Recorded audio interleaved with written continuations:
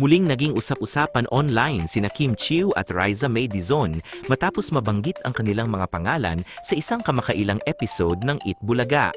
Sa naturang episode, ibinahagi ni Vic Soto na nakatakda umano siyang makipagkita at makipag-usap kay Vice Ganda. Dahil dito, nagkaroon ng masayang palitan sa studio hanggang sa pabirong tanungin ni Joey De Leon si Riza, "Ikaw Riza, kailan kayo mag-uusap ni Kim Chiu?" Sa halip na seryosohin ng biro, napatawa na lamang si Riza at tumingin sa kamera bago magbigay ng simpleng mensahe, "Hello po, shout out na para kay Kim." Nakisabay rin sa pagbati ang ilan sa kanyang mga kasamahan sa programa na naging dahilan upang mas maging magaan ang naging usapan sa live show. Marami ang natuwa sa naging reaksyon ni Riza dahil ipinakita umano nito ang kanyang pagiging positive at professional sa gitna ng mga usaping lumabas nitong mga nakaraang araw. Para sa ilang netizens, ang simpleng shoutout ay sapat na upang ipakitang wala siyang anumang personal na issue sa kanya.